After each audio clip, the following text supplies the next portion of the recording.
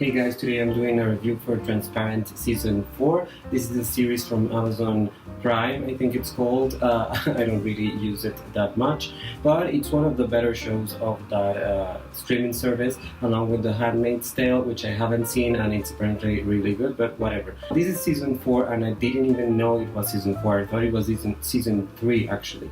This series is very good as it enlightens people about the lives of transgender people, and the only problem I see with this series is that the main character, Maura, is portrayed by what they call a cis man, or a straight male man, white male, basically, and he's a great actor. Jeffrey Tambor is a great actor. Of course, he's not going to get a lot of work right now because he has been, called out for having certain conducts that might not have been the best, sexual misconducts and all that, and it's a great big scandal right now in Hollywood. So of course they didn't forgive him that. It apparently happened. No one really knows if it actually happened, but the thing is, he's out of the show, and I don't really understand how they are going to do with this, because he's the show. Basically, he's the main character of the show, and granted, he has been progressing. His character has been progressing a lot. She has been growing and understanding herself and just moving forward. So I think it will be easy to retire him or her, I would say, but it will be interesting to see who is the next leading character, because putting the whole family as a leading character, which is kind of what they tried to do, especially in this season, honestly, I think it's kind of hard.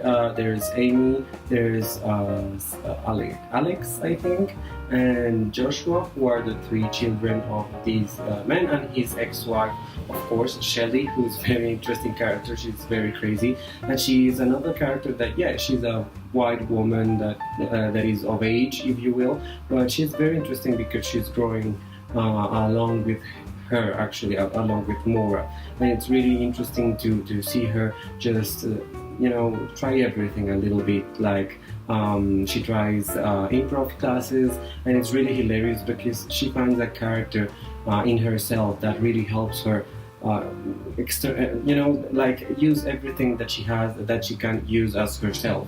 It's kind of confusing, but it's really interesting, I think. The children are always like the crazy ones.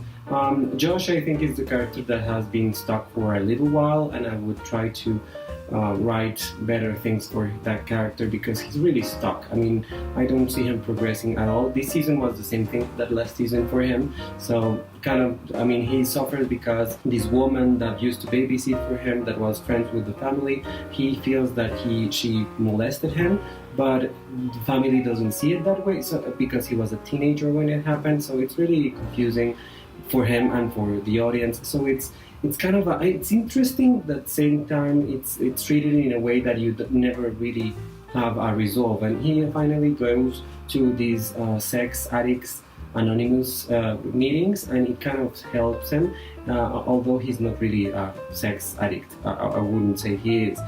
His sister Amy is a sex addict, and they reunite with a woman in this meeting with her husband, and they have threesomes, and this weird three-way relationship, and it's really strange, to be honest. But it's really interesting because it's a new way to have a well, not new, but it's a different way to have a relationship.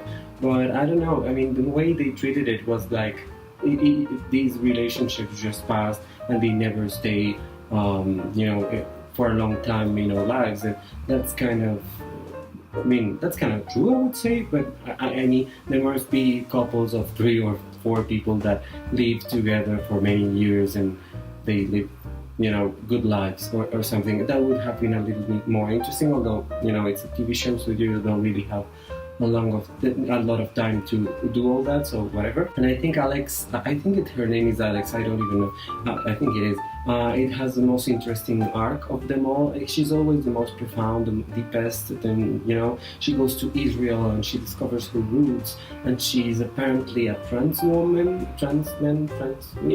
she's trans, but apparently, according to Maura, because I think Maura kind of wants her to be, but I think Alex is just very, very confused She doesn't really know where she belongs. She does drugs. She goes with men, mostly with women. She was with this woman that used to be her teacher, and now that teacher is being accused of sexual molestation. Of harassing students. So it's really all over the place, and it's kind of weird that they talk about that in the series where the main actor was accused of that too. So it's really kind of weird. But I think one of the highlights of this season was seeing Maura's friend. I really don't remember her name. That's the worst. I should have checked her name before. Her best friend who lives with her, with Maura, and with her boyfriend. She had a fight with her boyfriend, and now she's living in Maura's house. And it's really interesting because we saw how she grew up to be who she is now. I mean, from a young Latino, twink, if you will, from the which is like a gay word for young men. She grew to be from that and being with like older men that paid him to do whatever. She slowly transformed into a gorgeous, beautiful, transgender woman, and she has always wanted to be a star or something, but she hasn't been able to do it. And although we don't see her achieving that again in this season, I think it's going to be happening in next season, because I think next season is happening. Not minding what happened to the leading men, so that's very interesting indeed. So every character was very interesting. The trip to Israel was very enlightening for many reasons, I think, because it's interesting how these different people understand the culture and the difficulties that people there have in Israel and in Palestine, and the religion aspect and all of that. It's really rarely seen on television. Religion is not something you mix with politics or sex normally, and in this series they of course do it over and over again. So that's really interesting, and that's why I kind of love the series, because it's kind of uncommon, and I understand why it's a streaming service, and I really hope it continues. I hope there's a season 5, so let's wait for that. And if it's not with Jeffrey Tambor, well, things happen, and it's better that way, I think. So yeah, thank you so much for watching this review. Please share this video on your social media, like this video or dislike this video if you want. Please comment down below about this season or this series, whatever you want, and of course subscribe to my channel. Thank you so much. Goodbye.